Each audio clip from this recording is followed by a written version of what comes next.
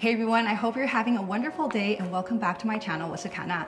Today we have a very special guest. She is one of my good friends, a certified Ontario teacher who has 8 years of working experience. Let's welcome teacher Zoe. Hi. Recently, I've also been certified as an Ontario teacher, and so today we decided to share with you all the must-knows of becoming a certified teacher here in Ontario. We will be sharing the requirements of becoming a teacher here, the costs, and what to expect if you want to enroll in teacher education programs. Now, this video is going to be in all English, but Chinese subtitles will be available, so feel free to turn on the subtitles if needed. If you're interested in finding out how you can become a certified teacher here in Ontario, let's dive right in. Okay, so the first question we have is, what kinds of teacher are there here in Ontario, Canada? Now, basically, if you become a teacher, you could either teach in a private school or you could teach in a public school. But there are different divisions in which you can teach in, right, Zoe? Yeah, that's correct. So when it comes to the division, there are 4. There's primary, junior, intermediate, and senior. And primary, which is what I teach, is kindergarten to grade 3. Junior is grade 4 to 6. Intermediate is grade 7 to 10, so leading into high school. And last but not least, senior is grades 11 and 12. Oh, okay, so you could choose which grades you prefer. That's correct, right. On to the second question. What are the requirements to become a teacher in Ontario? First of all, to teach in Ontario, you need to be certified by OCT. You're going to hear that a lot, Ontario College of Teachers. And Canna, from your experience, can you tell us more about the requirements? So in order to get the OCT, you will first need at least 3 years of post-secondary education. So that could mean a bachelor's education. You will also need to go through 4 semesters of teacher education program. Now, after you're done with both of these, that's when you can apply for the OCT. Another thing to note is that if you did get your teacher's education abroad, you could still apply for the OCT. It doesn't have to be here in Ontario, Canada. However, we did hear some stories where teachers had to wait quite a bit in order to get their OCT, so just bear that in mind if you do want to apply. Moving on to question 3, how much does teacher education cost in total?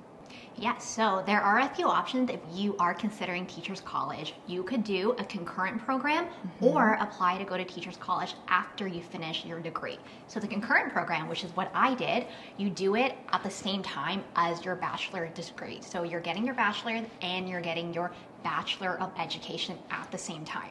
The second option that I mentioned is you could finish your degree, your bachelor's or another degree, and apply to go to Teachers College, which is 2 years after you graduate from your bachelor's degree. Now let's take a look at the numbers here. If you are going to take the Masters of Teaching program here in University of Toronto, it is slightly pricier than the other school that provide teacher education.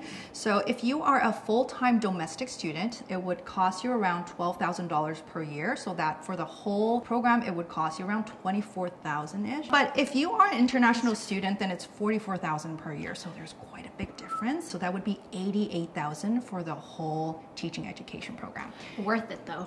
Absolutely. And if you are going to pursue your bachelor's, then it would be $9,000 per year if you go to Western education. And for international students, it would be $41,000 per year. So still, when it comes to international tuition, it is on the pricier side. Now there's also something else that I would like to share. So in Ontario, we do have OSAP. If you need financial aid and you are a domestic student, that's something that you can apply for. But for international school students, OSAP is not available for you, but you could definitely look into your local banks. For instance, if you are from Taiwan, the interest rates are a lot better than OSAP. The interest rate was around 1.4% as compared to, OSAP is 5.2%. Also, if you do have OSAP, you have to start paying your debts. That's correct. How quickly?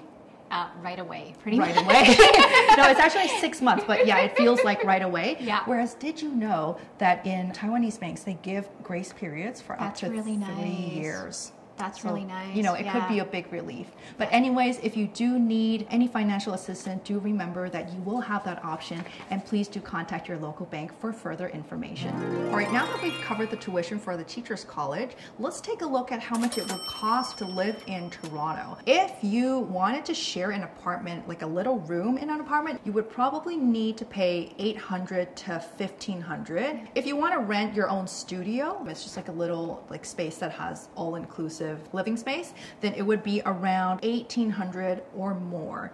Now, if you wanted to rent like a whole apartment with one bedroom, then currently now it's $2,300 to $2,400. So yeah, not on the affordable end. Yeah, so it's quite expensive, especially with COVID and prices after. I drive, so my commute, total cost for my car, for insurance, for gas, monthly, it would come up to around $800. Now, there are other options like public transportation, but still public transportation is also quite pricey too. And then your food and entertainment. I don't know about you, Kana, but food and entertainment, very important. It's pretty expensive. And just bits of things here and there, miscellaneous things, $150.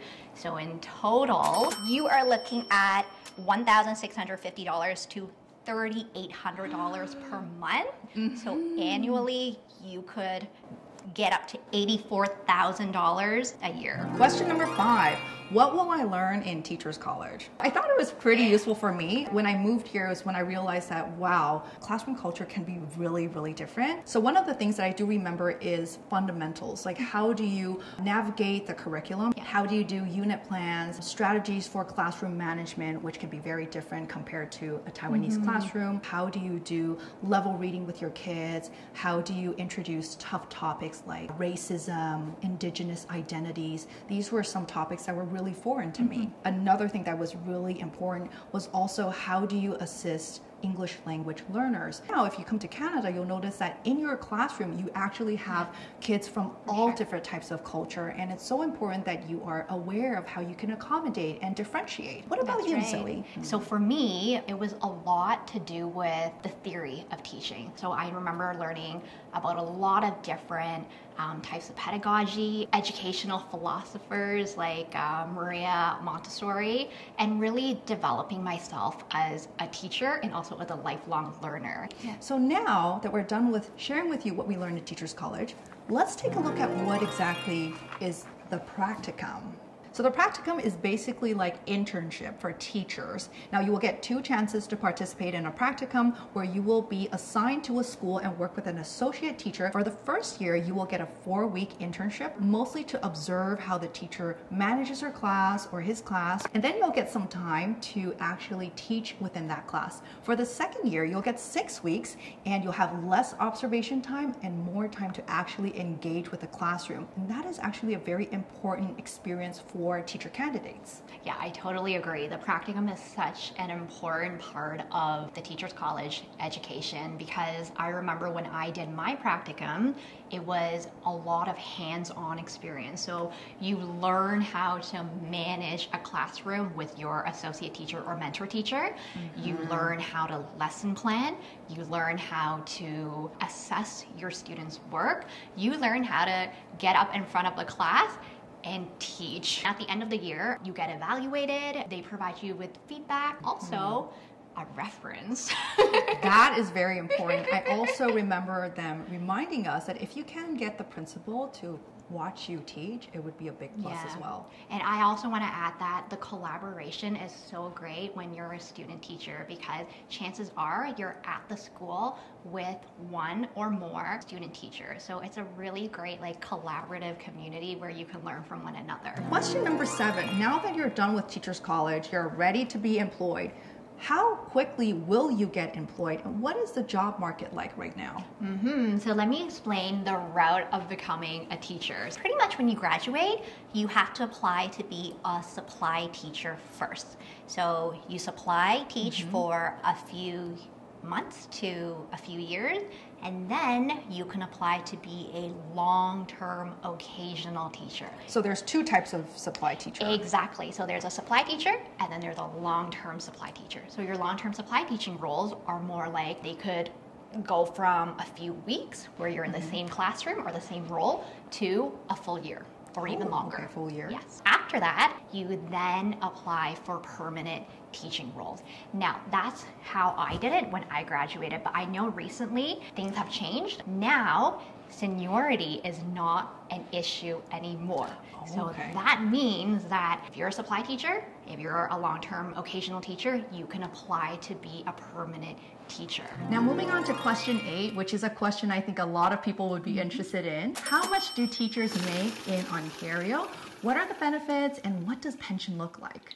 Now, this really depends on a teacher's education background, how many years of teaching experience this teacher has, and also which school board the teacher works for. Now we have like a little chart here that we prepared for you, and you can actually find this on the school board website. Like take for example, if a teacher has a bachelor's degree and finished teacher's education, and the teacher has 0 years of working experience, and they'll usually start at $49,000 per year. But if a teacher has a master's degree and finished teacher's college with 0 years of working experience, that teacher will get around $69,000. There is something called a sunshine list. Zoe, would you like to share with everyone, what does it mean to make it on to the sunshine list? Yeah, so basically you work for the public education system and you make over $100,000, you are automatically in the sunshine list. But does the salary increase after year 11? No, so we are capped, but with inflation, we do get 1 or 2% increase every year. So in Taiwan, teachers actually get year-end bonuses, and we're wondering, do teachers here get year-end bonuses as well? No. Oh, no. You do not, but you get a lot of happiness at the job. That's what it is. You know what? I think that's a A+ answer. You know what? Yes. Some of you may know that in Canada, we're taxed pretty heavily. So what does the tax look like on teachers' salary? Yeah, so my income tax on each paycheck is 17%, and we get paid bi-weekly, so that means every 2 weeks. And then the tax is 17% of each paycheck. What are some of the benefits that teachers here have? Okay, benefits are amazing. We have really good benefits. So some of our benefits include medication, dentists, therapists, massage, just to name a few. But the list goes on. So even though a chunk of our paycheck is taken off for other expenses and taxes, we are gifted with really good benefits. This reminds me, you could add your partner into your... Exactly. So when you get married and when you have children, they can also be part of your plan. So that's like triple the benefit. It's a lot. Now the last question is, what does the pension look like? It really depends on when you started working and what your contract looked like when you started. But for newer teachers like me, you are basically putting in around $200,000, but you are getting paid for the rest of your life. Okay. Yes. Okay. So that sounds like a pretty, secure plan. Yeah. Right after you retire. Exactly. Moving on to our last question of the day, unions and school boards. What are those? Yeah, good question. So the difference between a school board and a union is that when you become a teacher in Ontario, you are part of a school board depending on what region and where you are teaching. Unions, on the other hand, are a group of representatives who will negotiate teacher contracts with the government. They will mediate conflicts, bargain for teachers, and pretty much set general guidelines and expectations in the teaching role. And the union is important because it does protect teachers. All right, that's it for today, guys. We hope you found this video helpful. If you like this video, don't forget to give it a thumbs up and hit that subscribe button. You can also find me on Instagram at hicanako if you want to learn more English. We hope you have a wonderful week. I'll see you in my next video. Bye, guys! 어른이 됐나 Thought I found Oh, she's mine 놓칠까 달렸다